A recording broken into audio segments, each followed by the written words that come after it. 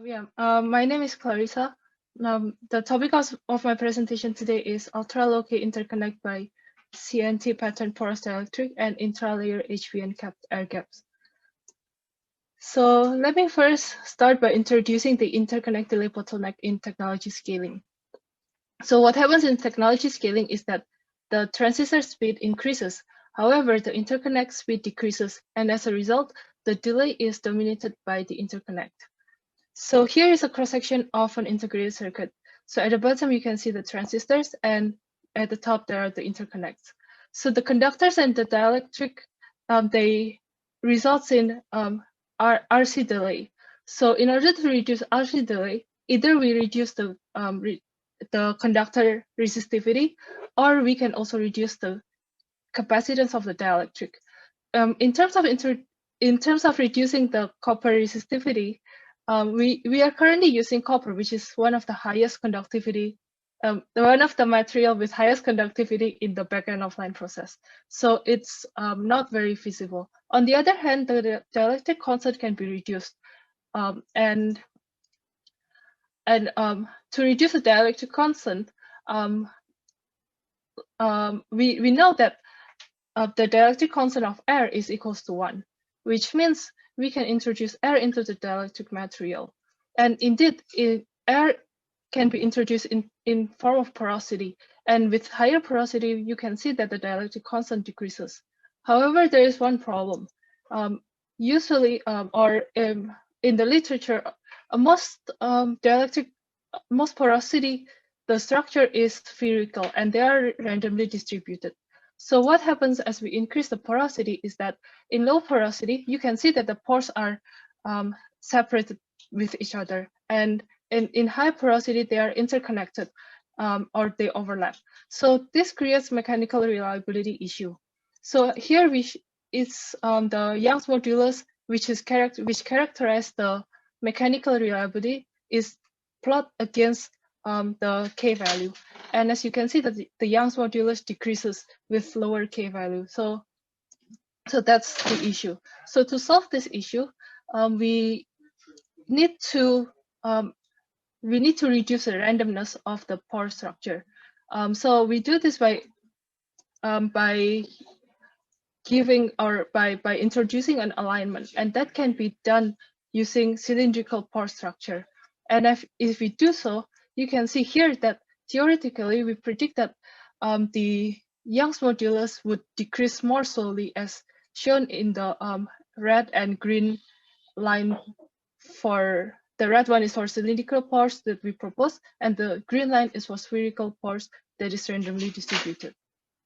So now that we know that cylindrical pores would help in mitigating the Young's modulus or mechanical reliability issue, then here is the process on how we introduce vertically aligned porosity to the dielectric. So basically, we use CNTs as a template to obtain cylindrical pores. So here we first synthesize the CNTs on an edge top layer, and then we deposit silicon dioxide to fill in the areas between the CNTs.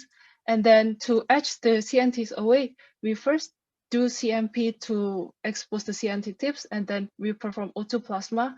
And as a result, there are cylindrical pores that is left on the dielectric, and the resulting structure can be seen from the SEM images. So now here we demonstrate the K value that we have achieved. So we do characterization by capacitance measurement using MIM structure, and we achieve K value of 1.97. So as a comparison, here is a plot where we compare this to other reported low K materials in the literature. So as you can see that we have achieved one of the lowest dielectric constant, and at the same time, the Young's modulus is significantly improved. However, if we revisit the figure from earlier, with the 60% porosity that we have achieved, it is almost at the limit of the K the low limit of K that can be achieved before it would reach the requirement for the backend of line process. So if we want to reduce the K even further, we need another approach. So another approach that is that we can reduce the capacitance where it is most significant, which is between the tight pitch metal lines. So here is a cross-section of an air gap technology where air gap is introduced to reduce capacitances between two parallel metal lines. So the problem with commonly used air gap technology is that, as you can see here, it depends on the dimension of the metal lines. So at the bottom metallization layer, where the dimension is relatively smaller, the air gap spans the entire metal to metal spacing, whereas on the top metallization layer, the achieved air gap is not ideal because it doesn't span the entire metal to metal spacing. As we know that air has a K equals to 1, which means extra dielectric inside the spacing would increase the capacitance. So this illustrates what the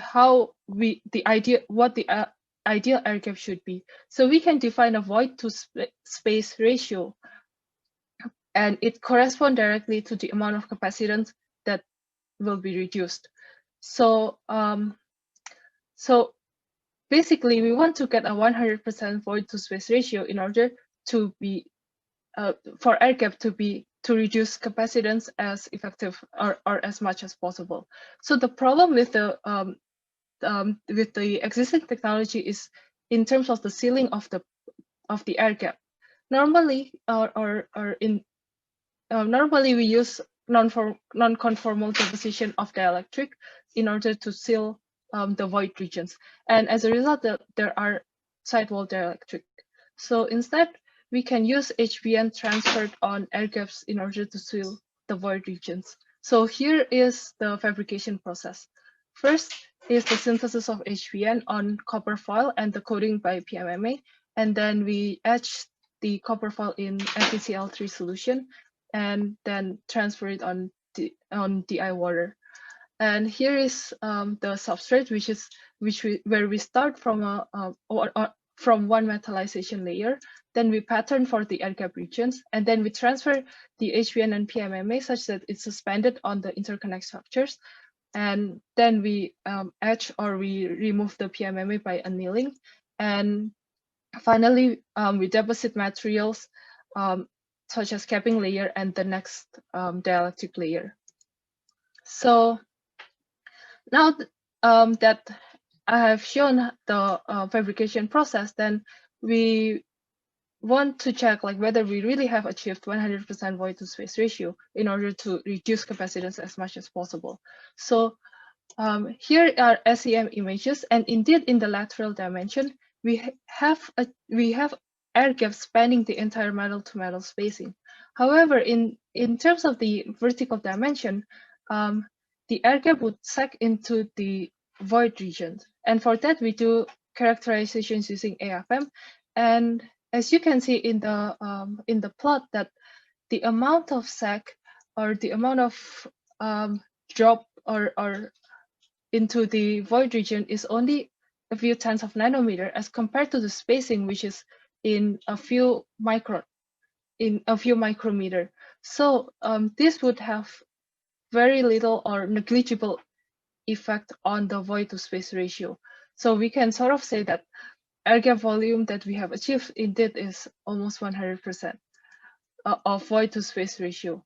So then here we showed the effect on how much capacitance is exactly reduced by having 100% void to space ratio. So here we compare our work to other existing air gap technologies in the literature. So indeed, we do achieve almost 100% void to space ratio, and it has less dependence on the metal to metal spacing.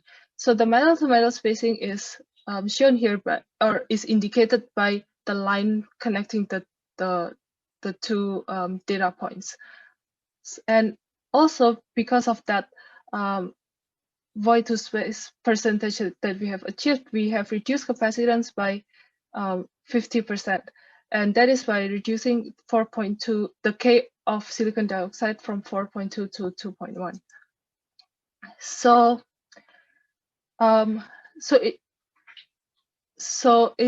in order to achieve K closer to 1, then we first identify what are the capacitances in the interconnect. So we can categorize it into two parts, the intra-layer capacitance and the interlayer capacitance. So what we propose is that the integration between the air gap and the vertically aligned cylindrical porous ultralow-k process that I've shown in the beginning.